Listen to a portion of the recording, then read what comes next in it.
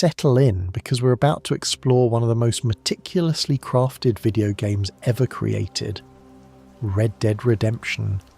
2 isn't just a game, it's a living, breathing world that took 8 years and over 2,000 developers to create. What Rockstar Games achieved with this title goes far beyond typical game development.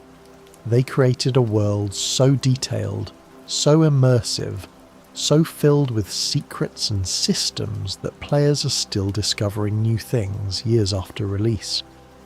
These are the fascinating facts that reveal just how deep the rabbit hole goes. Let's start with something that sounds impossible. Arthur Morgan's hair grows in real time. Not on a timer, not as a scripted event, but actually grows based on the passage of in-game time. If you don't visit a barber, or Arthur's hair and beard will continue to grow to a maximum length of 7 for the beard and 4 for the hair. But here's where it gets interesting. The growth rate is affected by what Arthur consumes. Drinking hair tonics accelerates the growth, and the game tracks this growth continuously even during missions. Rockstar programmed a biological system into their character, giving Arthur a living body that changes over time. This attention to biological detail extends to Arthur's weight system, which is one of the most complex metabolism simulations ever put into a game. Arthur can be underweight, average, or overweight, and this isn't just a cosmetic change. His weight affects his stats. Underweight Arthur has less health, but more stamina, while overweight Arthur has more health, but less stamina. The game tracks every single thing Arthur eats and calculates caloric intake against energy expenditure. If you spend days hunting in the wilderness without eating, Arthur will lose weight. If you gorge on big game meat and chocolate bars while doing minimal activity, he'll gain weight.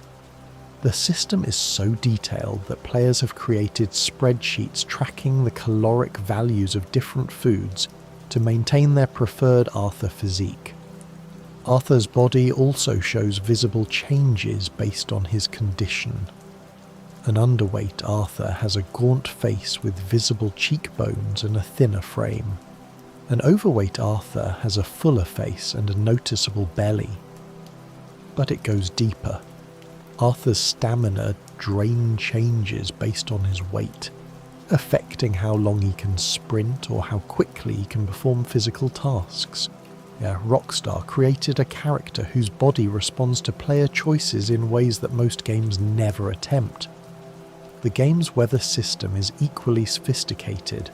Red Dead Redemption 2 doesn't just cycle through preset weather patterns, it simulates actual meteorological systems. Storms form dynamically based on temperature, humidity, and atmospheric pressure that the game calculates in real time. You can watch storm clouds gather on the horizon, see them move across the sky following wind patterns, and witness lightning strikes that actually illuminate the landscape with realistic light diffusion. Each region has its own climate system: the humidity of the bayou, the arid heat of New Austin, the cold fronts that sweep down from the mountains. Temperature affects everything in this world. Arthur will comment on the weather if it's too hot or too cold. If you dress him in a heavy coat during summer in Lemoyne, he'll overheat and his cores will drain faster. If you send him into the mountains in a light shirt, he'll freeze and his health will deteriorate. The game tracks the temperature of every location at every time of day and season, creating a world where clothing choices actually matter. NPCs also dress appropriately for the weather. You'll see people in St. Denis wearing lighter clothing during summer and bundling up during winter. The snow in the mountains isn't just a texture, it's a dynamic system that responds to everything. When Arthur walks through snow, he leaves footprints that persist and gradually fill in over time as new snow falls. Animals leave tracks that you can follow. Blood stains the snow and remains visible. If you shoot someone in the snow, their body will leave an imprint and the snow around them will be disturbed by the impact. The game is tracking the depth and consistency of snow across the entire northern region, calculating how each interaction affects it. Speaking of animals, Red Dead Redemption 2 features 200 species of animals, each with their own behaviours, habitats, and ecological roles. But these aren't just wandering NPCs with animal skins, they're part of a functioning ecosystem. Predators hunt prey, scavengers feed on carcasses, animals travel in herds or packs with social hierarchies. A wolf pack has an alpha that leads the hunt. Deer will flee from predators but investigate strange sounds. Birds will scatter if you fire a gun nearby but return once the danger passes. The game simulates animal AI at a level that is almost unsettling. If you wound an animal but don't kill it, it will flee and leave a blood trail you can follow. The animal's behaviour changes based on how badly it's injured. A deer with a leg wound will limp, a bird with a damaged wing will struggle to fly. If you track a wounded animal and don't finish it quickly, it will eventually die from its injuries, and you'll find its corpse with scavengers already feeding on it. The game is simulating life and death for every creature in its world. Horses deserve their own discussion because Rockstar's horse system is revolutionary. Your horse isn't just a vehicle, it's a character with its own personality, stats, and relationship with Arthur. Each horse breed has different characteristics. Some are brave and won't spook easily, so others are skittish and will throw you at the first sign of danger. Some horses are fast but have low stamina, others are slow but can run for miles. The game tracks your bonding level with your horse across 4 levels, and this bonding affects everything. A level 1 bonded horse barely responds to your commands and will abandon you in danger. A level 4 bonded horse will come when you whistle from incredible distances, will rear up and strike enemies who attack you, and will remain calm in situations that would terrify a stranger's horse. The bonding system requires time and care. You need to feed your horse, brush it, pat it, and ride it regularly. Neglect your horse, and the bond deteriorates. You see, the game is simulating a relationship between Arthur and his horse that feels genuine because it requires the same kind of attention a real relationship would require. Horses also have their own health and stamina cores that need to be maintained. A malnourished horse performs poorly. An injured horse will limp. If you push your horse too hard without rest, it will collapse from exhaustion. And if your horse dies, it's permanent. You can't just whistle and get it back. That horse, with all its bonding progress and unique characteristics, is gone.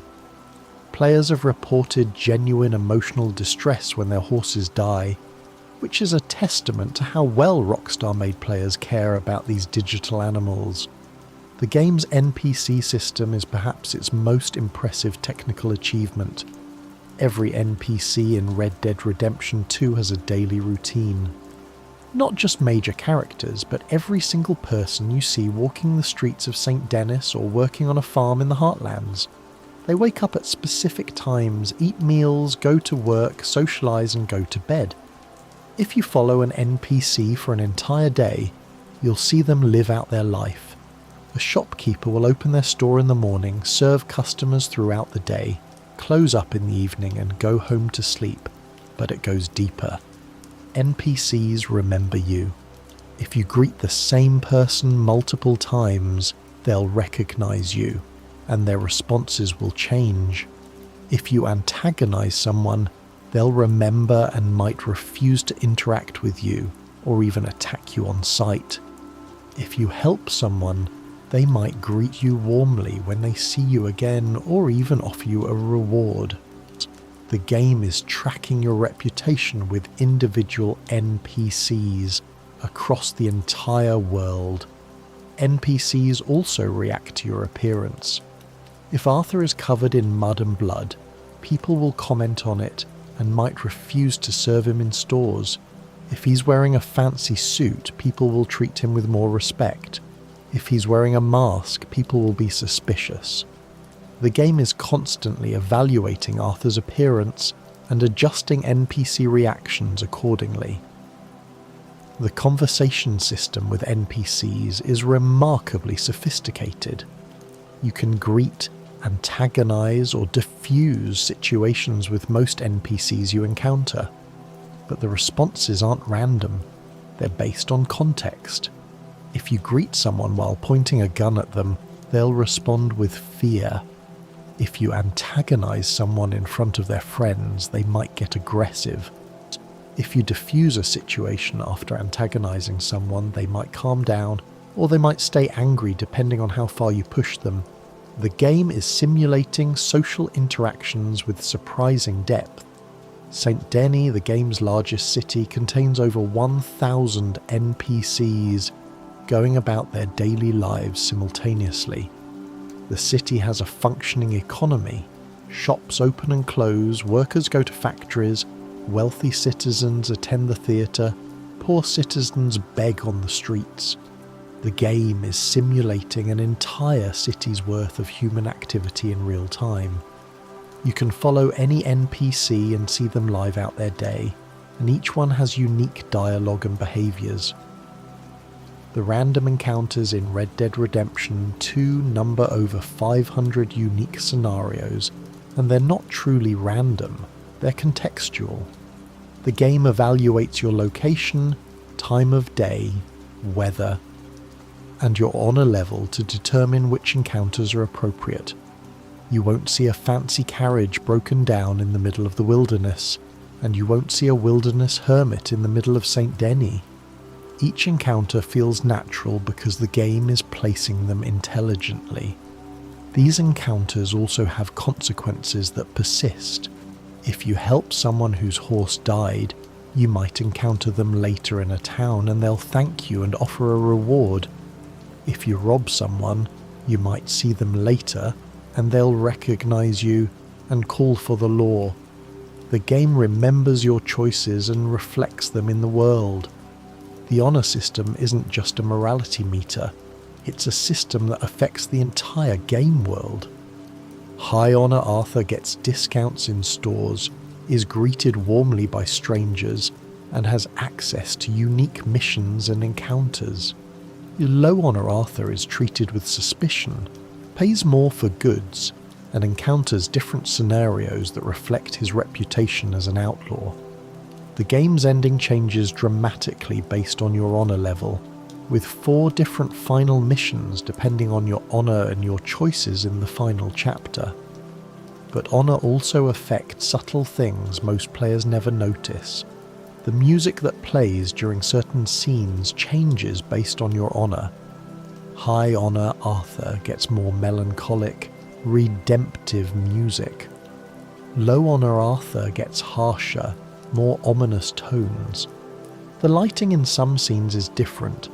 High Honour Arthur's face is lit more softly, while Low Honour Arthur is often shown in harsher shadows. Even Arthur's journal entries change based on honour, with High Honour Arthur reflecting more on his desire for redemption, and Low Honour Arthur being more cynical and self-justifying. Arthur's journal itself is a masterpiece of game design. It contains over 500 pages of handwritten entries and sketches that Arthur creates as you play. Every major mission gets an entry. Every significant encounter gets a sketch. Arthur draws the people he meets, the places he visits, the animals he hunts. The journal entries are written in Arthur's voice, reflecting his personality, his doubts, his hopes. Reading through Arthur's journal is like reading the diary of a real person, and it adds incredible depth to his character. The journal also serves as a gameplay tool. Arthur will sketch maps to treasure locations, draw animals he's seen, and make notes about points of interest. but what makes it special is that it's entirely optional. You never have to open Arthur's journal to complete the game. It exists purely to add depth and character, and the fact that Rockstar invested the resources to create 500 plus pages of content that many players will never see shows their commitment to world building. The game's dialogue system recorded over 500,000 lines of dialogue, making it one of the most dialogue-heavy games ever created. But it's not just the quantity, it's the context sensitivity. Arthur has different lines for almost every situation. If you greet someone while on your horse versus on foot, the greeting is different. If you greet someone in the rain versus in sunshine, Arthur might comment on the weather. If you greet the same person multiple times in quick succession, Arthur's greetings become more awkward and eventually annoyed. The camp conversations are particularly impressive. The gang members at camp have hundreds of unique conversations that trigger based on time of day, story progress, and who's present. You can sit at the campfire and listen to the gang tell stories, argue about philosophy, sing songs, and joke with each other. These conversations reveal character backstories, relationships, and motivations. They're entirely optional, you can ignore them completely, but they add so much richness to the characters that it's worth spending hours just listening. The camp itself is a living space that changes throughout the game. As the story progresses and the gang situation deteriorates, the camp becomes more run down. People's moods change, conversations become more tense. The music becomes more somber. The game is using the camp as a barometer for the gang's mental and emotional state, and it's done so subtly that you might not consciously notice it, but you feel it. Arthur can contribute to the camp through donations and by completing camp chores. If you donate regularly and do chores, the gang members will thank you and treat you with more respect. If you neglect the camp, people will comment on your absence and seem less friendly. The game is tracking your contribution to the community and adjusting relationships accordingly. The camp also has a supplies system where you can donate money or items to improve the camp's resources. Better supplies mean better food, which means better stat boosts when you eat at camp. You can also donate to upgrade the camp's facilities, better lodging, better ammunition, a leather working station. These upgrades have practical benefits, but they also change the camp's appearance and the gang members' dialogue, with people commenting on the improvements. The wanted system in Red Dead Redemption 2 is far more sophisticated than it first appears. When you commit a crime, witnesses will report it to the law, but only if they can get away.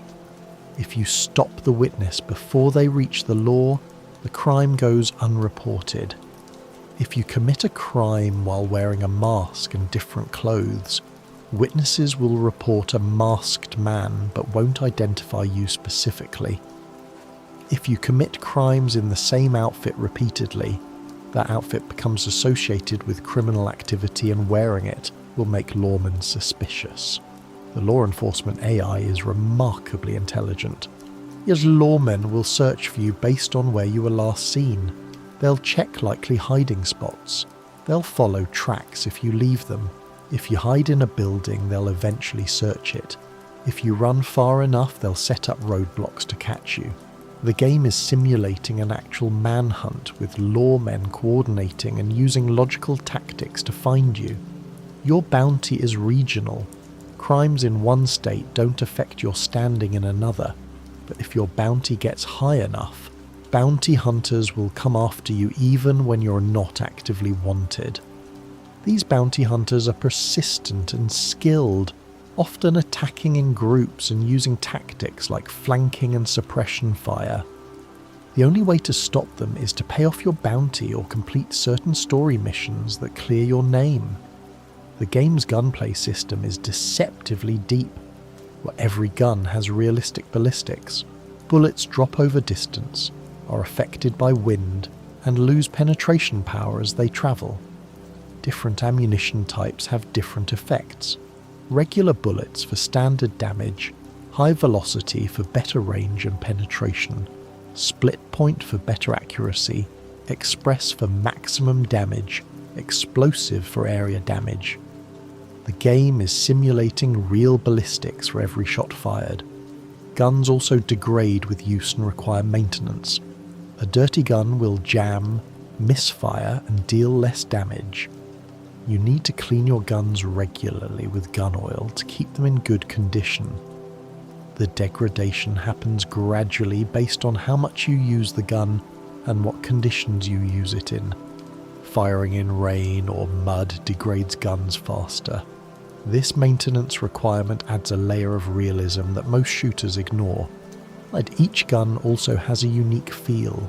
The weight, the recoil, the rate of fire, the reload speed, all of these are modelled individually for each weapon. A sawed-off shotgun feels completely different from a pump-action shotgun, which feels different from a semi-automatic shotgun. The game has over 50 weapons, and each one is distinct in how it handles. The customization system allows you to modify almost every aspect of your guns. You can change barrels, sights, stocks, wraps, engravings, and metals. These modifications aren't just cosmetic, they affect the gun's stats. A longer barrel increases range but decreases handling.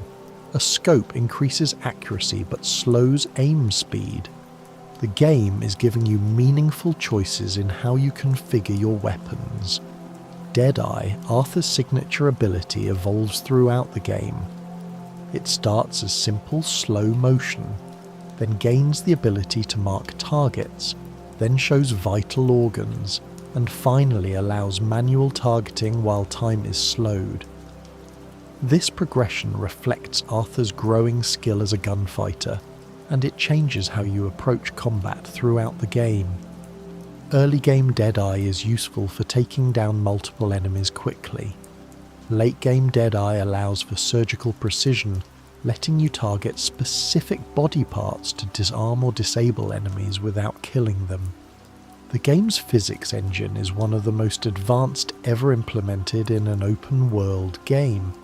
Every object has weight, mass, and realistic physics properties. Bodies ragdoll realistically when shot, with different reactions based on where they're hit and what caliber bullet hits them. A headshot will snap the head back violently. A leg shot will cause the person to stumble and fall. A torso shot will double them over. The game is calculating the force and angle of every bullet impact and applying realistic physics to the result.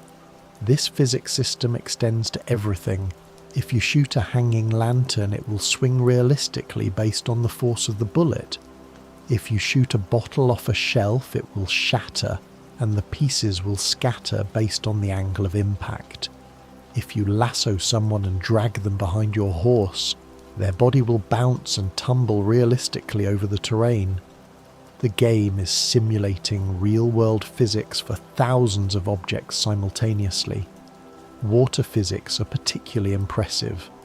Water flows realistically, with currents that affect swimming and objects floating in it. If you throw a body into a river, it will float downstream, bobbing and turning with the current. If you wade into water, Arthur's movement slows realistically based on the depth. If you swim in cold water too long, Arthur will start to freeze and his health will drain. The game is simulating water as a dynamic, dangerous element, rather than just a visual effect. The game's lighting system uses real-time global illumination, meaning light bounces off surfaces realistically and colours bleed from one surface to another. If you stand near a red wall, Arthur's skin will pick up a slight red tint from the reflected light. If you light a campfire at night, the warm orange light will illuminate nearby objects and cast realistic shadows. The game is calculating light behaviour in real time, creating some of the most beautiful and realistic lighting ever seen in a video game. The time of day affects everything in this world. Sunrise and sunset aren't just skybox changes, they're full lighting transitions that affect the entire world. The golden hour before sunset bathes everything in warm light. The blue hour after sunset creates a cool, melancholic atmosphere. Nighttime is genuinely dark in wilderness areas, requiring a lantern to see. The game's day-night cycle is 48 minutes long, meaning you experience a full day in less than an hour of real time. But it never feels rushed because the transitions are so smooth and natural. The moon goes through actual lunar phases. It's not just a static moon texture. It waxes and wanes over the course of in-game months. A full moon provides more light at night, making it easier to see but also easier to be seen. A new moon creates darker nights that are better for stealth but more dangerous for navigation.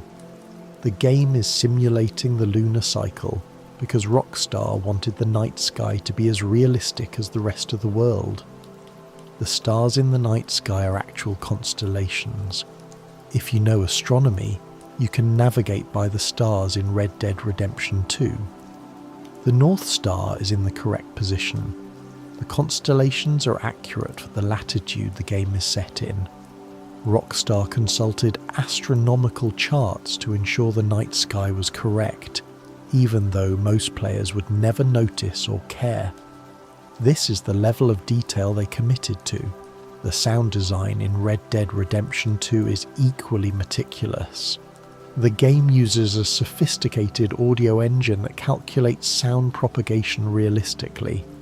Sounds echo in canyons, are muffled by walls, and fade with distance. If you fire a gun in a narrow valley, you'll hear the echo bounce off the walls. If you fire the same gun in an open field, the sound dissipates quickly. The game is simulating real acoustic physics. Every surface has unique sound properties. Walking on wood sounds different from walking on stone, which sounds different from walking on mud. The sound changes based on Arthur's weight. An overweight Arthur's footsteps are heavier. The sound changes based on his speed.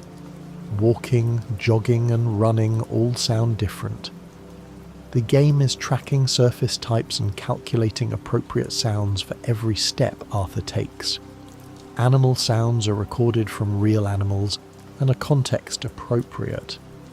A wolf's howl sounds different when it's hunting versus when it's calling to its pack. A deer's call changes based on whether it's alarmed or calm.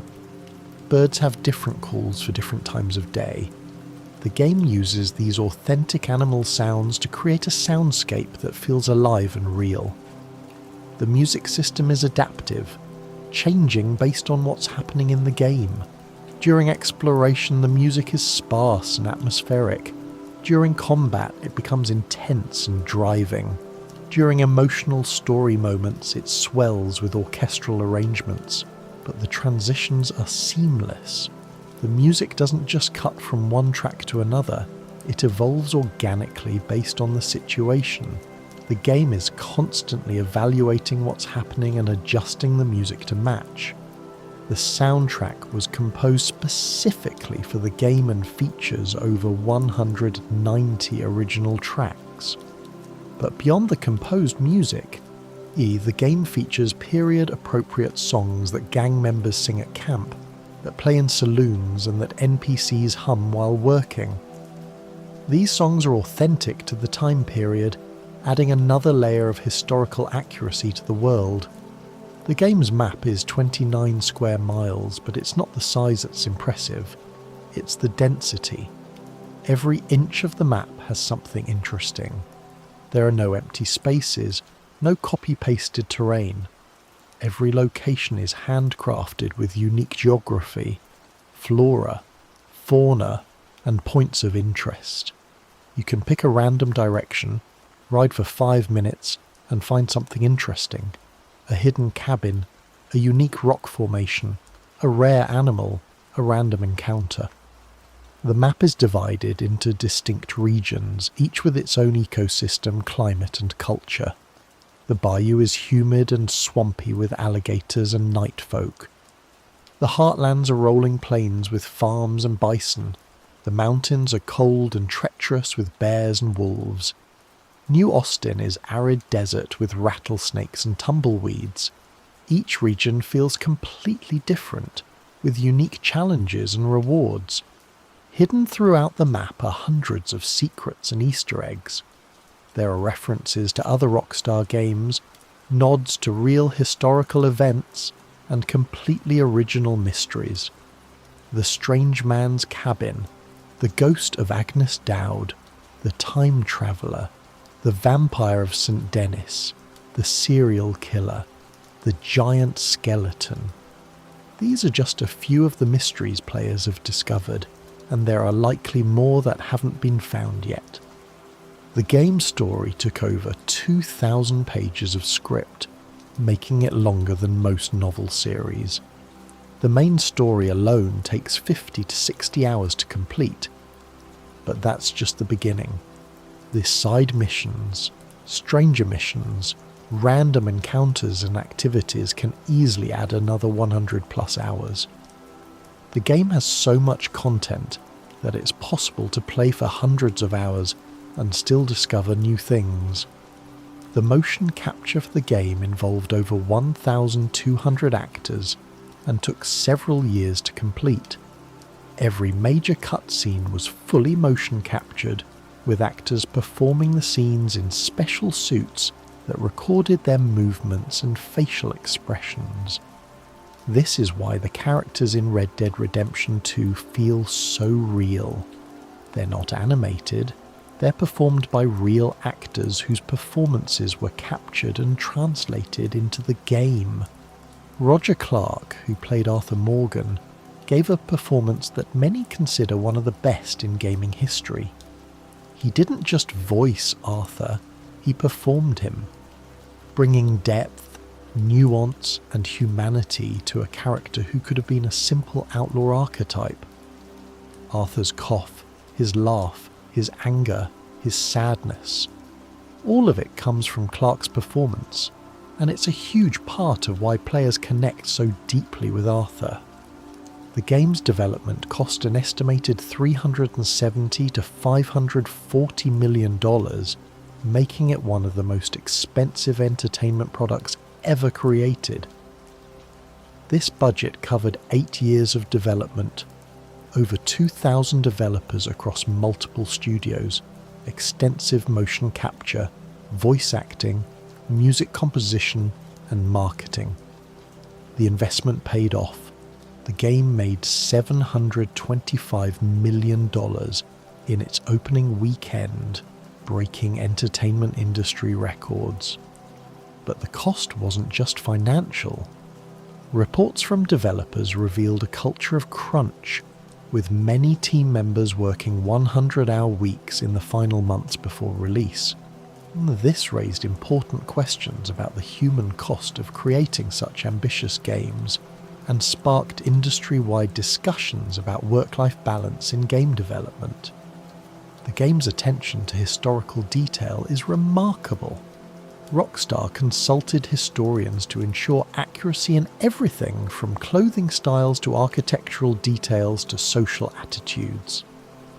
The racism, sexism and violence of the era are portrayed unflinchingly, not to glorify them but to show the reality of life in 1899 America. The game doesn't shy away from the ugliness of the time period, and this honesty makes the world feel more authentic. The technology of the era is accurately represented. Trains are steam-powered and require coal and water. Telegraphs are the fastest form of long-distance communication. Electricity is new and rare, just found only in the most modern cities. Automobiles are just beginning to appear, seen as novelties by most people. The game shows a world in transition, where the old ways are dying and the new world is being born. The weapons in the game are period-accurate models of real firearms. The Cattleman revolver is based on the Colt single-action army. The Lancaster repeater is based on the Winchester model 1866. The Springfield rifle is based on the Springfield model 1873. Rockstar researched historical firearms extensively to ensure every gun in the game is authentic to the time period and functions as it would have in real life. The clothing is similarly authentic. Every piece of clothing Arthur can wear is based on actual garments from the late 1800s. The styles, materials and construction methods are all historically accurate. You can dress Arthur in a historically accurate cowboy outfit, or you can dress him in period-appropriate formal wear, or you can mix and match to create your own style. The game gives you hundreds of clothing options, all of them authentic to the era. The game's economy is surprisingly realistic.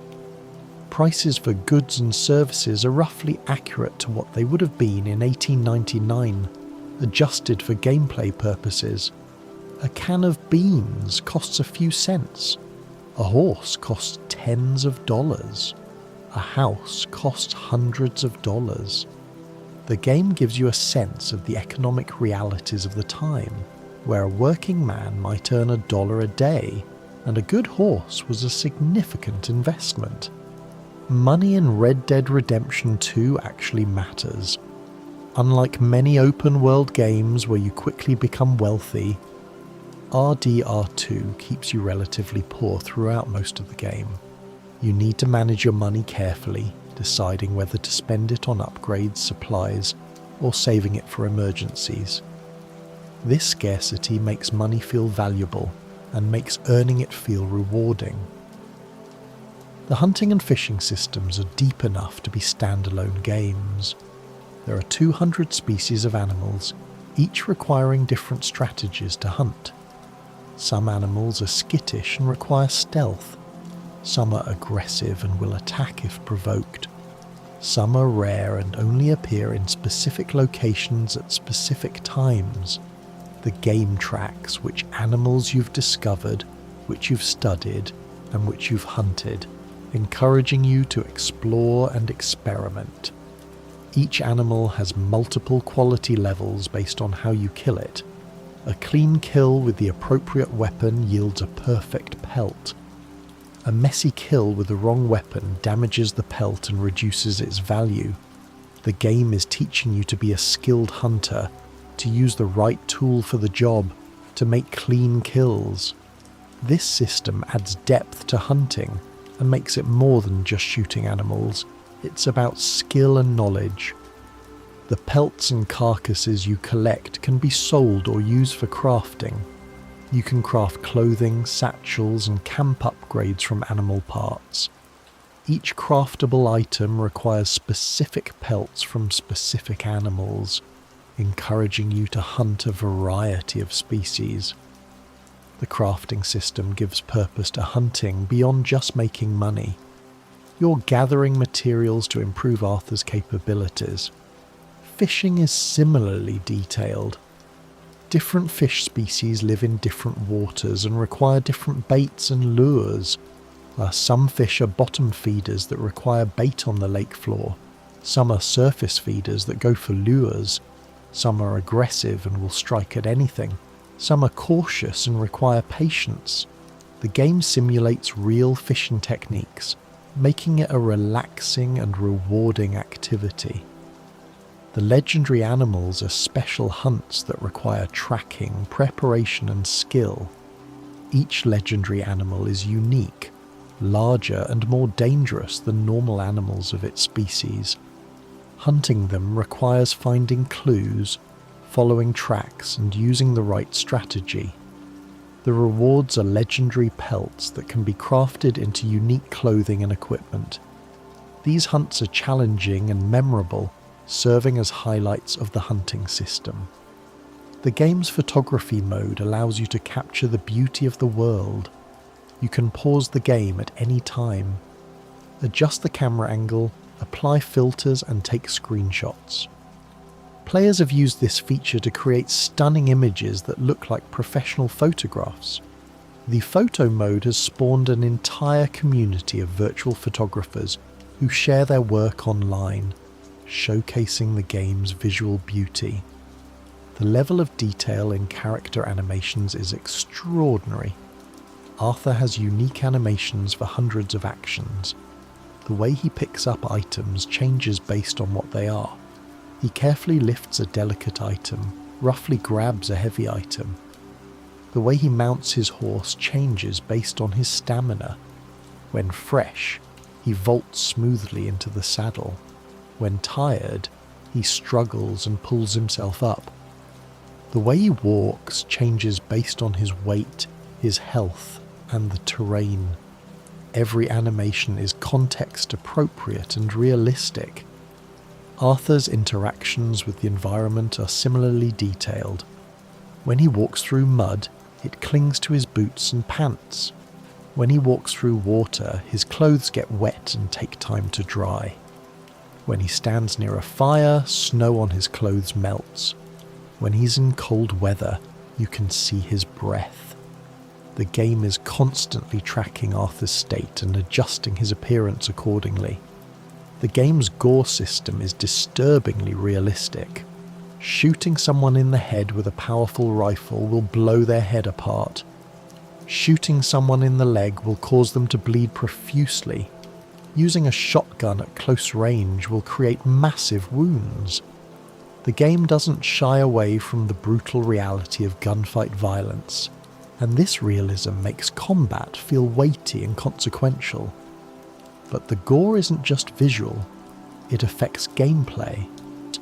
A wounded enemy will behave differently than a healthy one. They might surrender, they might try to crawl away, they might pull out a hidden weapon for a last desperate shot. The game is simulating the chaos and unpredictability of real combat, where wounded people don't just fall down and disappear, they remain threats until they're truly incapacitated. The game's stealth system is more sophisticated than it first appears. Enemies have realistic sight and hearing ranges that are affected by environmental factors. Darkness reduces their sight range. Loud ambient noise masks your sounds. Weather conditions like fog and rain provide cover. The game is simulating realistic sensory perception for every enemy, making stealth feel like actual sneaking rather than just staying out of arbitrary detection zones.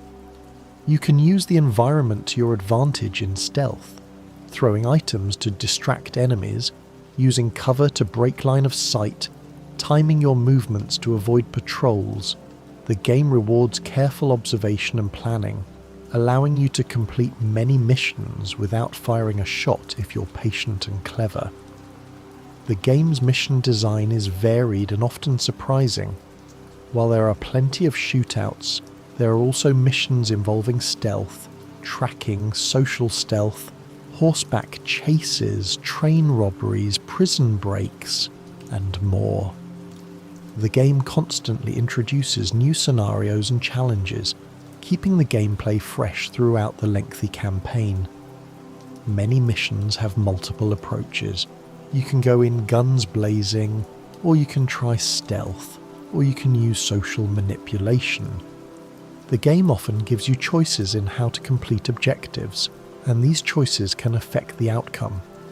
Some missions have branching paths based on your decisions, leading to different scenarios and consequences. The companion system during missions is well implemented. When you ride with gang members, they'll chat with you, comment on the environment, and tell stories. These conversations reveal character backstories and relationships, making the long rides between locations feel purposeful rather than tedious. The dialogue is context sensitive, changing based on recent events and your honor level. During combat, companions are actually useful.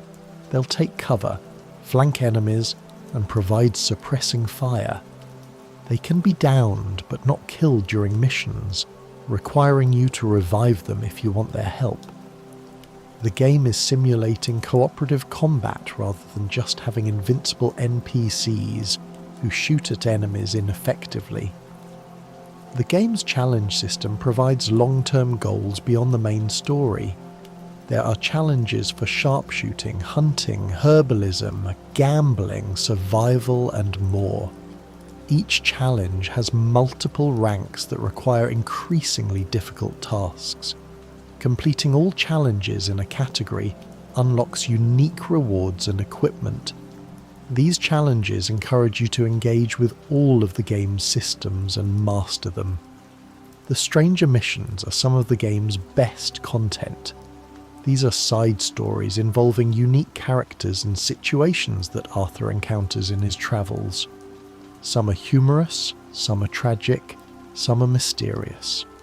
Each stranger mission is a self-contained story with its own beginning, middle, and end. Many of them are multi-part, requiring you to return to the character multiple times over the course of the game. The game's poker and blackjack are fully functional card games with realistic AI opponents. The NPCs don't just make random decisions, they have playing styles, tells, and strategies.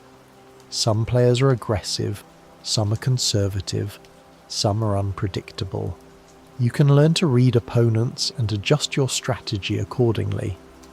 The card games are deep enough that some players spend hours just gambling, treating it as a game within the game.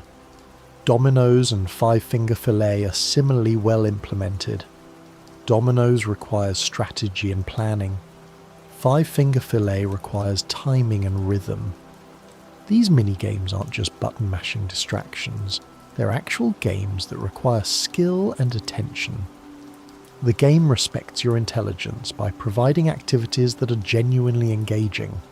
The game's epilogue is substantial, adding another 10 to 15 hours of gameplay after the main story concludes. This epilogue serves as both a denouement for Arthur's story and a bridge to the first Red Dead Redemption. It's a bold narrative choice to continue the game after the emotional climax, but it works because it provides closure and shows the consequences of the gang's actions. The transition from Arthur to John Marston in the epilogue is handled brilliantly. John plays differently than Arthur. He has different animations, different dialogue, different relationships with NPCs. The game doesn't just swap character models, it changes the entire feel of playing the game. This attention to character distinction makes John feel like his own person, rather than just Arthur with a different skin. The game's world persists after the story ends. You can continue exploring, completing challenges, hunting legendary animals, and finding secrets. The world doesn't end when the story does. It continues, allowing you to experience everything at your own pace. This is important because the game is so large that it's impossible to see everything during the story missions. The online mode, Red Dead Online, is essentially a separate game built on the same engine. It features its own story missions, roles, activities, and progression systems. While it launched with issues, it has evolved into a substantial experience with hundreds of hours of content. The online mode allows you to create your own character and live out your own outlaw fantasy in the game's world. Red Dead Online introduces roles that give structure to the open-world gameplay. You can become a bounty hunter, tracking down criminals for rewards. You can become a trader, hunting animals and selling goods. You can become a collector, finding valuable items scattered across the map. You can become a moonshiner, running an illegal alcohol operation. Each role has its own progression system, missions, and rewards. The game's community has created incredible content. Players have discovered secrets, created guides, shared stories, and built a culture around the game. The RDR2 subreddit has millions of members sharing screenshots, videos, theories and discussions. The game has inspired fan art, fan fiction, and even academic analysis. It's become more than just a game, it's a cultural phenomenon. Speedrunners have found ways to complete the game in under 10 hours, exploiting glitches and optimizing routes. This is remarkable considering the game is designed to take 50 to 60 hours for a normal playthrough. The speedrunning community has dissected every aspect of the game, finding skips, shortcuts, and exploits that the developers never intended. Modders on PC have created incredible additions to the game. There are mods that improve graphics, add new weapons, change gameplay mechanics, and even add entirely new content. The modding community has extended the game's life and provided experiences that go beyond what Rockstar created. The game's impact on the industry has been significant. It raised the bar for open-world games, showing what's possible with enough time, money and talent. Other developers have looked at RDR2 and realised they need to step up their game. The level of detail and polish in RDR2 has become a benchmark that other games are measured against. But the game also sparked important conversations about game development practices. The reports of crunch and overwork led to industry-wide discussions about sustainability and worker treatment. RDR2 is both a triumph of game development and a cautionary tale about the human cost of such ambition. The game's sales have been extraordinary. It sold over 45 million copies as of 2022, making it one of the best-selling games of all time. It has generated billions of dollars in revenue for Rockstar and Take-Two Interactive. And the financial success has ensured that Rockstar will continue to make ambitious games, though hopefully with better working conditions for their developers. The critical reception was overwhelmingly positive. The game holds a 97 on Metacritic for the console versions, making it one of the highest rated games ever. Critics praised the story, characters, world design, graphics, and attention to detail. The few criticisms focused on the slow pace and the sometimes clunky controls, but even critics who noted these issues acknowledged the game's overall excellence. The game won numerous awards, including Game of the Year from multiple publications. It won awards for Best Narrative, Best Performance, Roger Clark as Arthur, Best Audio Design, Best Art Direction, and more. The recognition from the industry validated Rockstar's approach and confirmed that their 8-year investment had paid off. The game's influence extends beyond gaming. It has been analysed in academic papers about narrative design, environmental storytelling, and interactive media. It has been discussed in mainstream media as an example of games as art. It has been referenced in other media, from TV shows to movies to books. RDR2 has transcended gaming to become part of broader cultural conversation. The game's photography has been featured in art galleries.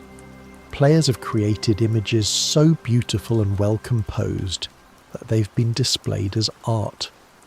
This speaks to both the game's visual quality and the creativity of its player base. The line between game and art has been blurred, one with RDR2 serving as evidence that games can be legitimate artistic medium. The emotional impact of the game is significant. Players have reported crying during certain story moments, particularly in the final chapters. Arthur's story resonates because it's about redemption, mortality, and the search for meaning in a changing world. These are universal themes that transcend the Western setting and speak to fundamental human experiences. The game's handling of Arthur's illness is particularly powerful. Watching Arthur deteriorate over the course of Chapter 6 seeing him struggle with tasks that were once easy, hearing him cough and wheeze. It's a brutal but honest portrayal of terminal illness. The game doesn't shy away from the reality of Arthur's condition, and this honesty makes his final chapters all the more impactful. The relationship between Arthur and John is the emotional core of the game. Arthur's sacrifice to save John and his family gives meaning to his life and death. The epilogue, where you play as John and see how he's built a life because of Arthur's sacrifice, provides closure and shows that Arthur's death wasn't in vain. This narrative structure is sophisticated and emotionally resonant in ways that few games achieve. The game's themes of loyalty, family, and the death of the Old West are explored with nuance and depth. The gang is a family, but it's a dysfunctional family led by a charismatic but flawed father figure. Dutch's descent from idealistic outlaw to paranoid tyrant is gradual and believable. The game shows how good intentions can be corrupted, how loyalty can be exploited, how families can fall apart. The historical context of the game, the closing of the frontier, the rise of industrialization, the end of the outlaw era, adds weight to the story. Arthur and the gang are anachronisms, people whose way of life is ending. They're fighting against inevitable change, and their struggle is doomed from the start. This tragic inevitability makes the story more powerful because we know how it must end. The game's environmental storytelling is masterful. You can find abandoned homesteads and piece together what happened to the people who lived there. You can discover crime scenes and investigate what occurred. You can find letters, journals, and photographs that tell stories of people you'll never meet. The world is filled with these small narratives that add depth and history to every location. The Braithwaite and Gray families in Rhodes have a complex history that you can uncover through exploration and dialogue. Their feud, their secrets, their tragedies, all of it is woven into the environment and the missions. The game doesn't just tell you about these families. It shows you through the decaying mansions, the family graves, the hidden rooms and locked doors. The city of St. Denis is a character in itself. It's based on New Orleans and captures the atmosphere of a turn-of-the-century southern city. The architecture is distinct. The culture is different from the rest of the map. The people have their own attitudes and concerns. The city feels alive in a way that few game cities do, with crowds of people, streetcars, shops, theatres, and a palpable sense of history. The contrast between St. Denis and the wilderness is stark and intentional. The city represents the new world, industrial, crowded, modern. The wilderness represents the old world, natural, free, dying. Arthur is caught between these worlds, belonging fully to neither. This thematic contrast is reinforced through gameplay, with the city requiring different strategies and approaches than the wilderness. The game's use of colour is sophisticated. Each region has a distinct colour palette that reflects its character. The bayou is green and murky. The heartlands are golden and warm. The mountains are blue and cold. New Austin is orange and harsh. These colour choices aren't just aesthetic, they affect the mood and feel of each area, making them emotionally distinct as well as visually distinct. The lighting in the game is often breathtaking. The sunsets paint the sky in oranges and purples. Storms create dramatic contrast between dark clouds and bright lightning. Fog creates mysterious, ethereal atmospheres. The game uses lighting to create mood and emotion, turning simple travel into cinematic experiences. The game's use of silence is powerful. There are long stretches where no music plays, where the only sounds are environmental, wind, birds, Arthur's footsteps. This silence creates space for contemplation and allows the world to speak for itself. When music does play, it has more impact because it's not constant. The game's pacing is deliberately slow, and this has been both praised and criticised. Rockstar made a conscious choice to make actions take time. Skinning animals, looting bodies, cooking food, cleaning guns. These animations can't be skipped, forcing players to experience the passage of time. This slow pace is divisive, but it's intentional. It makes the world feel more real and makes actions feel more consequential.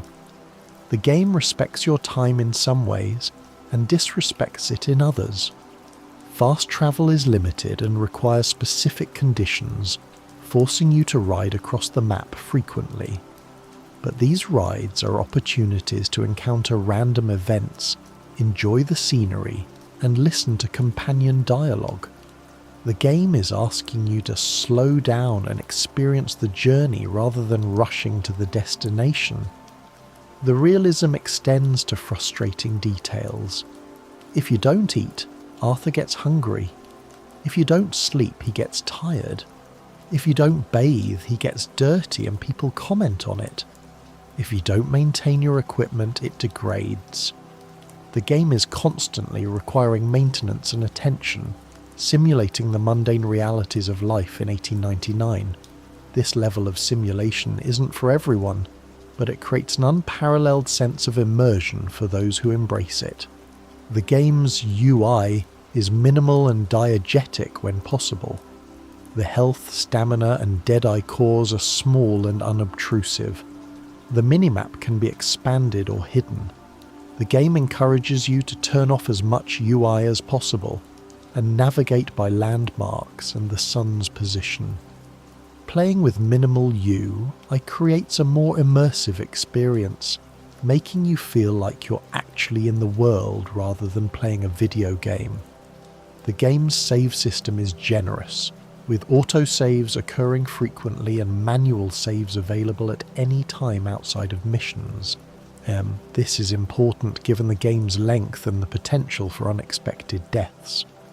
Losing hours of progress would be devastating in a game this large, so Rockstar ensured that you're never far from a save point. The game's difficulty is adjustable, but even on normal difficulty it can be challenging. Enemies are accurate and aggressive. Cover is essential. Healing items are limited and expensive. The game doesn't hold your hand. It expects you to learn its systems and use them effectively. This difficulty makes success feel earned and makes combat encounters tense and engaging. The game's tutorials are integrated into the story rather than presented as separate training missions. You learn to hunt by hunting with Hosea. You learn to rob by robbing with Javier. You learn to fight by fighting alongside the gang. This approach makes learning feel natural and keeps you engaged with the story even during the tutorial phase. The game's accessibility options are limited compared to modern standards, which has been a point of criticism. There are no difficulty options beyond the standard settings, no options for colorblind players, limited control customization. Rockstar has been criticised for not making the game more accessible to players with disabilities, and this is an area where the game falls short of its otherwise impressive attention to detail. The game's file size is massive, over 150 gigabytes on modern consoles. This size reflects the sheer amount of content, the high-resolution textures, the extensive voice acting, and the detailed world. The game requires significant storage space, which can be a barrier for players with limited hard drive capacity. The game's loading times on original hardware were lengthy, sometimes taking several minutes to load into the game world. This has improved on newer hardware and with patches, but it remains a minor frustration. The loading screens do feature beautiful artwork and helpful tips, but waiting several minutes to play can break immersion.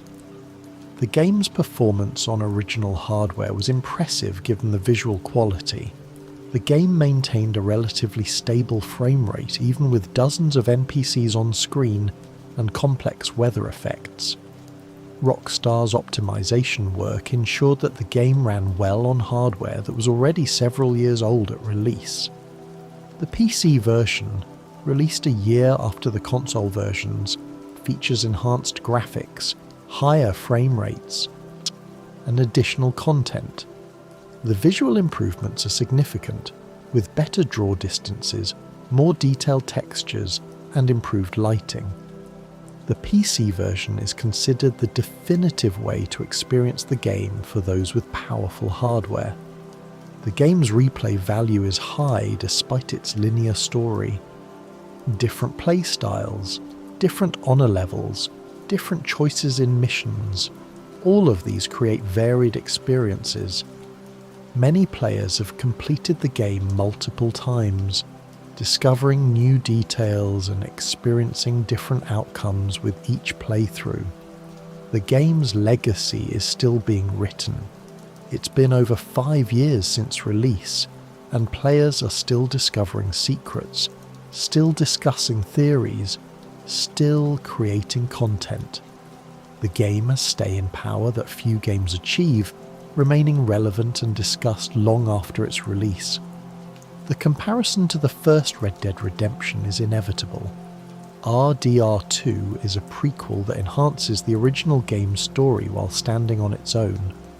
Playing RDR one after RDR2 creates a different experience, as you see the consequences of the prequel's events play out.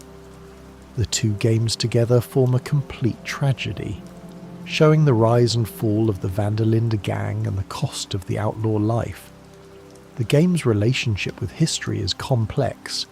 It's not a documentary, it's a work of fiction set in a historical period. But it engages with real historical issues: racism, industrialization, the treatment of Native Americans, the closing of the frontier. The game doesn't provide easy answers to these issues, but it acknowledges them and makes them part of the world. The Native American characters and storylines have been both praised and criticized. Some appreciate the game's attempt to show the injustices faced by Native Americans during this period. Others criticize the portrayal as still being filtered through a white protagonist's perspective. The game's handling of these sensitive topics is imperfect, but more thoughtful than most games attempt. The game's portrayal of women is similarly complex.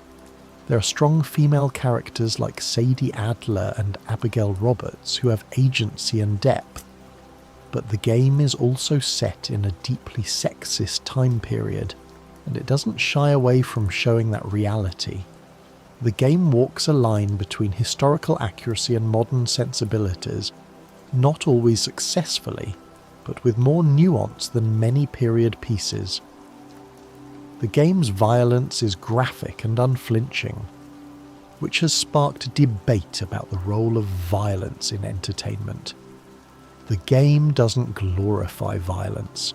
It shows the brutal consequences of gunfights and the toll they take on everyone involved.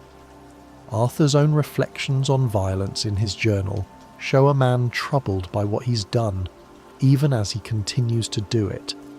The game asks players to think about violence rather than just participate in it mindlessly. The honor system attempts to add moral weight to your actions, but it's imperfect. You can murder dozens of people in missions and then gain honor by greeting strangers or donating to camp.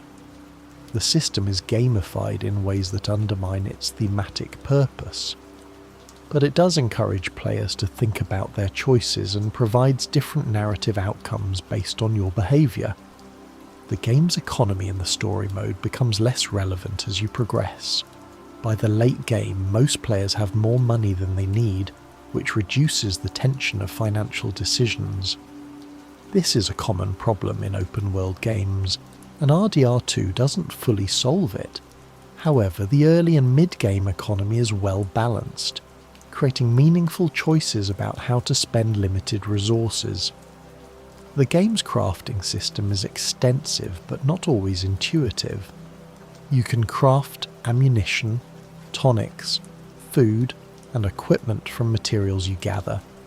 Each recipe requires specific ingredients, encouraging exploration and hunting. But the UI for crafting is clunky, and it's not always clear what you can craft or what materials you need. This is one area where the game's commitment to realism over convenience creates frustration. The satchel system limits how much you can carry, forcing you to make choices about what to keep. You can upgrade your satchels by hunting specific animals and crafting larger bags. This progression system gives purpose to hunting and creates a sense of growth as Arthur's carrying capacity increases. But it can also be frustrating when you find valuable items and don't have room to carry them. The game's fast travel system is intentionally limited. You can fast travel from camp to locations you've discovered, but you can't fast travel from anywhere to anywhere. This forces you to ride across the map, which can be tedious but also creates opportunities for random encounters and emergent gameplay. The game is prioritizing immersion and world interaction over convenience. The cinematic camera mode allows you to set a waypoint and then switch to a cinematic view that automatically follows the path while you watch. This is useful for long rides, allowing you to enjoy the scenery without having to steer, but it can also lead to crashes and ambushes if you're not paying attention. It's a nice feature that respects the player's desire to sometimes just enjoy the journey.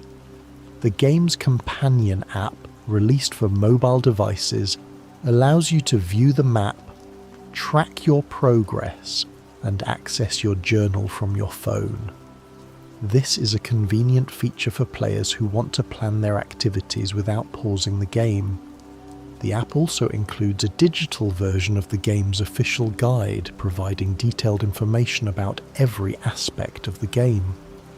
The game's official guide is over 300 pages and covers every mission, every collectible, every secret. It's a comprehensive resource that shows just how much content is in the game. The guide itself is beautifully designed, with maps, screenshots, and detailed explanations. It's a collector's item for fans and a useful tool for completionists. The game's achievement/trophy list is extensive and challenging. Getting 100% completion requires finishing all missions, finding all collectibles, completing all challenges, and discovering all locations. This can take over 150 hours, making it one of the most time-consuming platinum trophies in gaming. But for dedicated players, it's a rewarding journey that ensures you experience everything the game has to offer. The game's New Game Plus mode doesn't exist, which is disappointing for players who want to replay the story with their upgraded equipment and abilities.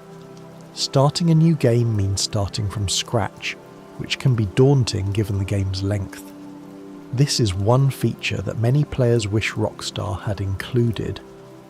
The game's DLC situation has been controversial.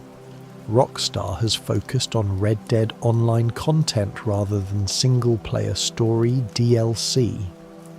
Many players were hoping for story expansions similar to what GTA 4 received, but none have been released. This has disappointed fans who want more of Arthur's story or new single-player content. The game's music has been released as a soundtrack, allowing fans to listen to the score outside of the game. The soundtrack is extensive, featuring hours of music from the game. It's a testament to the quality of the composition that people want to listen to it independently of the game. The game's voice cast is extensive, featuring hundreds of actors. Beyond the main cast, there are countless NPCs with unique voices and dialogue. The amount of voice acting in the game is staggering, and the quality is consistently high. Every character, no matter how minor, feels like a real person with their own personality and way of speaking. The game's motion capture studio was one of the largest ever built for a video game. The space allowed for complex scenes with multiple actors, horses, and props.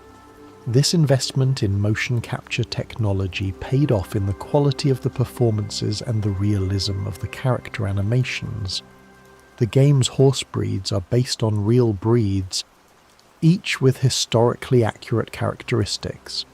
The Arabian is fast and agile but skittish. The Shire is slow but strong and brave. The Mustang is well balanced and hardy. The game gives you reasons to choose different horses for different situations, making horse selection a meaningful decision. The game's legendary fish are challenging to catch and require specific lures and techniques. Each legendary fish is in a specific location and requires patience and skill to land. The fishing challenges encourage you to explore the map's waterways and master the fishing mechanics. The rewards are unique items and the satisfaction of completing a difficult challenge. The game's treasure maps lead to hidden caches of money and valuables. Finding and solving these treasure maps is a rewarding side activity that encourages exploration. The maps are cryptic, requiring you to interpret landmarks and search carefully. The treasures provide significant financial rewards, making them worth pursuing. The game's cigarette cards are collectibles scattered throughout the world. There are 144 cards in 12 sets, each featuring period-appropriate artwork and information. Collecting all the cards is a completionist challenge that requires thorough exploration. The cards themselves are interesting, featuring historical figures, animals, and locations. The game's rock carvings are ancient petroglyphs hidden in remote locations. Finding all of them unlocks a stranger mission that provides context and meaning to the carvings.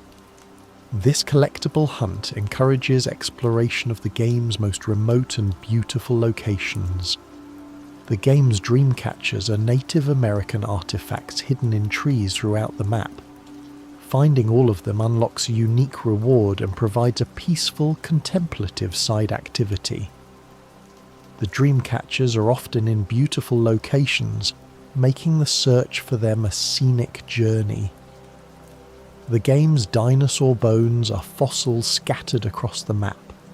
Finding all of them and sending them to a paleontologist unlocks a stranger mission and provides insight into the game's prehistoric past. This collectible hunt is extensive and requires thorough exploration of the entire map. The game's exotic items quest requires you to find rare orchids and egret plumes for a stranger. This quest encourages exploration of the bayou and other remote areas. The exotic items are often in dangerous locations, adding challenge to the hunt. The quest provides significant rewards and unlocks unique items. The game's hunting requests require you to find and deliver perfect specimens of specific animals. These requests come from a stranger who wants to study wildlife. Completing all the hunting requests requires skill, patience, and knowledge of animal locations and behaviors. The rewards are unique items, and the satisfaction of completing a challenging series of tasks. The game's home robberies are side activities where you can break into homes and rob them. Each robbery is unique, with different layouts, occupants, and valuables. Some robberies go smoothly, others turn violent. The game doesn't judge you for these actions, but they affect your honor and how NPCs perceive you. The game's train robberies are exciting set pieces where you stop a train and rob the passengers and cargo. Each robbery is different based on the train type and location. The law response is swift and aggressive, making escape challenging. Train robberies are high-risk, high-reward activities that capture the outlaw fantasy. The game's bank robberies are major story missions that showcase the game's heist mechanics. These elaborate sequences involve planning, execution, and escape. They're highlights of the story, combining action, tension, and character moments. The bank robberies show the gang at their best and worst, revealing their skills and their flaws. The game's camp interactions are some of its most memorable moments. Sitting around the campfire listening to stories, participating in sing-alongs. Having one-on-one conversations with gang members, these quiet moments build relationships and reveal character. The game understands that not every moment needs to be action-packed, that sometimes the most meaningful moments are the quiet ones. The game's random camp events add life to the gang's home base. Sometimes people will be arguing, sometimes they'll be celebrating, sometimes they'll be mourning. The camp's mood changes based on story events and the gang's circumstances. This dynamic atmosphere makes the camp feel like a real community rather than just a menu hub. The game's camp chores are optional activities that contribute to the camp's upkeep. You can chop wood, carry supplies, and help with various tasks. These chores don't provide significant rewards, but they make you feel like part of the community. They're small moments of normalcy in a life of crime and violence. The game's camp upgrades improve the facilities and morale. Better lodging, better food, better ammunition. These upgrades have practical benefits and make the camp feel more like home. The visual changes to the camp as you upgrade it provide a sense of progression and investment in the gang's well-being. The game's camp donation system allows you to contribute money and supplies to the gang's funds. The game tracks your contributions and gang members will comment on whether you're pulling your weight. This system makes you feel responsible for the gang's welfare and creates a sense of shared struggle. The game's relationship system with individual gang members is subtle but present. Spending time with people, helping them, and making choices they approve of improves your relationship. Better relationships lead to more dialogue options and unique interactions. The system isn't as explicit as some games, but it's there, rewarding players who invest in the characters. The game's letter writing system allows Arthur to send and receive letters. Some letters are part of missions, others are optional correspondence with characters you've met. The letters are well written and add depth to relationships. They're a period-appropriate way of maintaining long-distance communication and add to the game's historical authenticity. The game's newspaper system provides updates on your actions and world events. After major story missions, newspapers will report on what happened, often with humorous or biased accounts. Reading the newspapers provides context for your actions and shows how the world perceives the gang. It's a clever way of providing feedback and world building. The game's wanted poster system shows your face on posters in towns where you have a bounty. The posters are dynamically generated based on your appearance, so if you change Arthur's look, the posters will update. This attention to detail makes the wanted system feel more personal and immersive. The game's witness system is sophisticated. Witnesses will report crimes to the law, but their reports are based on what they actually saw. If you commit a crime while masked, they'll report a masked man. If you commit a crime in distinctive clothing, they'll report that clothing. The game is simulating realistic witness testimony rather than just flagging you as wanted. The game's lawman eye is impressive. They'll search for you based on your last known location. They'll check hiding spots. They'll follow tracks. They'll set up roadblocks. The game is simulating an actual manhunt with coordinated law enforcement. Escaping the law requires strategy and quick thinking, not just running until a timer expires. The game's bounty hunter encounters are challenging and unpredictable. Bounty hunters will ambush you when you least expect it. They'll use dogs to track you. They'll attack in groups with coordinated tactics. The only way to stop them permanently is to pay off your bounty, creating a financial incentive to stay on the right side of the law. The game's dueling system is a callback to classic Western films. When you encounter certain NPCs, you can engage in a duel, a tense standoff where you must draw and shoot faster than your opponent. The dueling system uses dead-eye mechanics but feels distinct and cinematic. It's a small feature, but it captures an iconic Western moment perfectly. The game's fistfight system is surprisingly deep. You can block, dodge, grapple, and counter.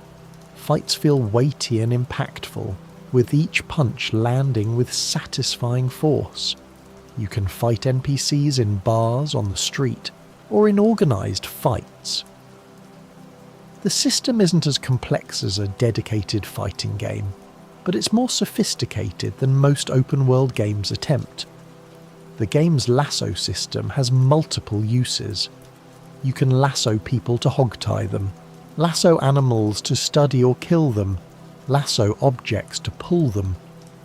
The lasso is a versatile tool that adds gameplay options and captures the cowboy fantasy.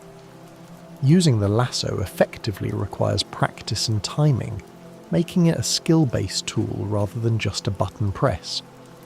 The game's throwing weapons include knives, tomahawks, and dynamite. Each has different properties and uses. Throwing weapons are silent and deadly, useful for stealth kills. They require aim and timing, making them skill-based weapons. The game gives you multiple options for how to approach combat, and throwing weapons are a viable alternative to guns. The game's bow is a silent, powerful weapon perfect for hunting and stealth. Different arrow types provide different effects. Regular arrows for standard damage, poison arrows for damage over time, fire arrows for setting things ablaze, improved arrows for better penetration. The bow is a versatile weapon that rewards skill and planning. The game's explosive ammunition adds destructive power to your guns. You can craft explosive rounds for rifles and pistols, turning them into devastating weapons. Explosive ammo is expensive and rare, making it a special tool for difficult situations. The game gives you powerful options but balances them with scarcity and cost. The game's incendiary ammunition sets targets on fire, causing damage over time and spreading to nearby flammable objects. Fire is a dangerous element in the game, spreading realistically and causing chaos. Using fire weapons requires caution because you can easily set yourself or allies ablaze. The game's poison weapons and ammunition cause targets to suffer damage over time. Poisoned enemies will stumble and eventually collapse. Poison is useful for taking down tough enemies or dangerous animals. The game's variety of ammunition types encourages experimentation and tactical thinking. The game's cover system is functional but sometimes clunky. Arthur will automatically take cover behind objects, but the controls for entering and exiting cover can be imprecise. This is one area where the game's commitment to realistic animations over responsive controls creates frustration. However, once you learn the system, it becomes second nature. The game's health system uses cores and bars. The core represents your overall health, while the bar represents your current health. Eating food restores the core, while tonics restore the bar. This dual system adds depth to health management, and encourages you to maintain Arthur's overall condition rather than just healing when injured. The game's stamina system works similarly, with a core and a bar. Stamina affects how long you can sprint, how long you can hold your breath while aiming, and how quickly you can perform physical tasks. Managing stamina is important for both combat and exploration. The game's Deadeye system is your most powerful combat tool. It allows you to slow time and mark targets for precise shots. Deadeye evolves throughout the game, gaining new abilities. Managing your Deadeye meter and knowing when to use it is key to surviving difficult combat encounters. The game's core system extends to your horse. Your horse has health and stamina cores that need to be maintained. A well-fed, well-rested horse performs better. Neglecting your horse's needs will result in poor performance and potentially losing your horse in dangerous situations. The game's bonding system with your horse affects its stats and abilities. A fully bonded horse has better health, stamina, and handling. The bonding process requires time and care, making your relationship with your horse feel earned. Losing a fully bonded horse is genuinely upsetting because of the investment you've made. The game's horse customization allows you to change saddles, stirrups, and cosmetic items. Different saddles provide different stat bonuses. The customization is both functional and aesthetic, allowing you to create a horse that performs well and looks how you want. The game's horse breeds have distinct personalities beyond just stats. Some horses are brave and won't spook easily. Some are skittish and will throw you at the first sign of danger. Some are aggressive and will fight back against threats. These personality traits make each horse feel unique and affect how you use them. The game's horse death is permanent and impactful. When your horse dies, it's gone forever. You can't reload a save to get it back if you've saved after its death. This permanence makes you care about your horse's safety and makes losing a horse a genuine emotional moment. The game's wild horses can be found throughout the map and tamed. Finding and breaking wild horses is a rewarding activity that provides free horses with potentially good stats. The best wild horses are in remote locations, encouraging exploration. Breaking a wild horse requires patience and timing, making it a skill-based activity. The game's legendary animals are unique, powerful versions of normal animals. Each legendary animal is in a specific location and requires tracking and skill to hunt. The pelts from legendary animals can be crafted into unique clothing and equipment. These hunts are memorable challenges that test your hunting skills. The game's animal behaviour is remarkably realistic. Predators will stalk prey before attacking. Prey animals will flee from predators and threats. Scavengers will feed on carcasses. Animals will drink from water sources, rest in shade, and seek shelter during storms. The game is simulating a functioning ecosystem where animals behave naturally. The game's bird behaviour is particularly impressive. Birds will land on branches, take flight when startled, circle in the sky, and migrate in flocks. Different bird species have different behaviours and habitats. The game's bird AI is sophisticated enough that birdwatching is a viable and enjoyable activity. The game's fish behaviour varies by species. Some fish are aggressive and will strike at lures readily. Some are cautious and require patience. Some are bottom feeders that require specific bait. The game is simulating realistic fishing, making it a relaxing and rewarding activity. The game's plant life is diverse and detailed. There are over 100 plant species, each with unique appearances and uses. Plants can be picked and used for crafting, cooking, and tonics. Different plants grow in different regions and seasons, encouraging exploration and observation. The game's herbalism system allows you to craft tonics and remedies from plants. Each recipe requires specific plants and provides specific benefits.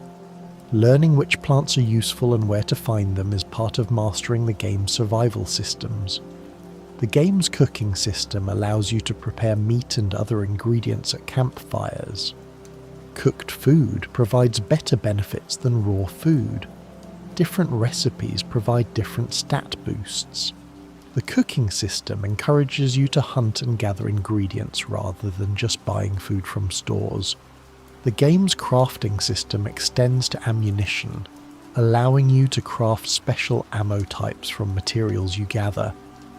This system gives purpose to looting and encourages you to collect materials. Crafting your own ammunition is cheaper than buying it, providing an economic incentive to engage with the system. The game's weapon customization allows you to modify your guns with different components and cosmetic options. You can change barrels, sights, stocks, and more. These modifications affect the gun's stats, allowing you to tailor weapons to your playstyle. The customization is deep enough to create meaningfully different versions of the same gun. The game's weapon degradation system requires you to maintain your guns. Dirty guns perform poorly and can jam. Cleaning your guns with gun oil keeps them in good condition. This maintenance requirement adds realism and gives you something to manage beyond just ammunition. The game's clothing system is extensive, with hundreds of pieces of clothing to collect and wear. Clothing affects your temperature resistance, making it functional as well as cosmetic. You can create outfits for different situations: cold weather gear for the mountains, light clothing for the desert, formal wear for the city. The game's barbershops allow you to change Arthur's hair and facial hair. The options are period appropriate and extensive. You can create a clean-cut Arthur or a wild mountain man. The customization allows you to express your vision of the character. The game's bathhouses allow you to clean Arthur, which affects how NPCs react to you. A clean Arthur is treated better than a dirty one. Bathing is a small detail, but it adds to the simulation of daily life and encourages you to maintain Arthur's appearance. The game's photography system allows you to take pictures of animals, people, and locations. These photos are saved to your in-game camera and can be viewed later. The photography system encourages you to observe and appreciate the world's beauty. The game's compendium tracks your discoveries: animals you've studied, plants you've picked, people you've met. Filling out the compendium is a completionist goal that encourages thorough exploration and interaction with the world. The game's statistics tracking is extensive. The game tracks everything: how many miles you've ridden, how many animals you've killed, how many times you've died, how much money you've spent. These statistics provide insight into your playstyle and accomplishments. The game's challenges provide long-term goals across multiple categories. Completing challenges unlocks rewards and equipment. The challenges encourage you to engage with all of the game systems and master them. They provide structure to the open-world gameplay and give you clear objectives beyond the main story. The game's stranger missions are some of its best content. These side stories feature unique characters and situations that Arthur encounters. Some are humorous, some are tragic, some are mysterious. Each stranger mission is a complete story with its own arc and resolution. The game's side activities include poker, blackjack, dominoes, and five-finger fillet. These activities are fully functional games that require skill and strategy. They're not just button-mashing mini-games, they're actual games that can be enjoyed for their own sake. The game's theatre shows in St. Denis are fully animated performances that you can watch. These shows are period-appropriate entertainment that adds cultural depth to the city. Watching a show is a peaceful activity that provides a break from the violence and chaos of outlaw life. The game's saloons are social spaces where you can drink, play games, and interact with NPCs. Each saloon has its own character and clientele. Spending time in saloons provides opportunities for random encounters and missions. They're hubs of activity that make towns feel alive. The game's general stores sell a variety of goods: food, ammunition, tonics, and supplies. Each store has a unique inventory based on its location. Shopping is a necessary activity that encourages you to visit different towns and interact with shopkeepers. The game's gunsmiths allow you to buy, sell and customize weapons. Each gunsmith has different inventory and services. Building a relationship with gunsmith through repeated visits can unlock special items and discounts. The game's stables allow you to buy, sell and customize horses. You can also store multiple horses at stables, allowing you to maintain a stable of horses for different purposes. The stable system gives you flexibility in horse management. The game's trapper allows you to sell pelts and craft unique clothing from legendary animal pelts. The trapper is in a remote location, requiring you to travel to access his services. The unique clothing he offers provides both cosmetic options and stat bonuses. The game's fence allows you to sell stolen goods and buy illegal items. The fence is a black market dealer who provides services that legitimate merchants won't. Building a relationship with the fence unlocks special items and missions. The game's post offices allow you to send and receive mail, pay off bounties, and access your stagecoach for fast travel.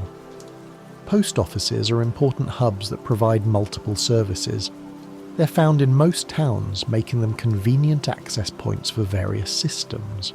The game's train stations allow you to travel quickly between towns for a fee.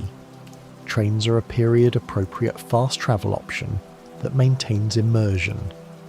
Riding trains also provides opportunities for robberies and random encounters. The game's stagecoaches provide another fast travel option, allowing you to travel from camp to discovered locations. The stagecoach system is convenient but limited, encouraging you to explore on horseback while providing options for when you want to skip travel. The game's cinematic mode during travel allows you to enjoy the journey without having to steer. This feature respects that sometimes you want to experience the world without the tedium of manual navigation. It's a quality of life feature that enhances rather than diminishes immersion. The game's photo mode allows you to pause and capture beautiful moments. The photo mode has become a tool for virtual photography, with players creating stunning images that showcase the game's visual beauty. The community of RDR2 photographers has created an entire subculture around capturing the perfect shot. The game's legacy will endure for years. It has set a new standard for open-world games, showing what's possible with enough ambition, talent, and resources. Future games will be compared to Red Dead Redemption 2, and few will match its level of detail and polish. It stands as one of the greatest achievements in video game history, a masterpiece of interactive entertainment that transcends its medium to become genuine art. Red Dead Redemption 2 is more than just a game. It's a world, a story, an experience that stays with you long after you finish playing. It's a testament to what video games can achieve when developers are given the time, resources, and creative freedom to realize their vision. The facts and details we've explored here only scratch the surface of what makes this game special. There are countless more discoveries waiting for players who take the time to explore, observe, and immerse themselves in this remarkable world. This is why Red Dead Redemption 2 will be remembered and discussed for decades to come, not just as a great game, but as a landmark achievement in interactive storytelling and world building.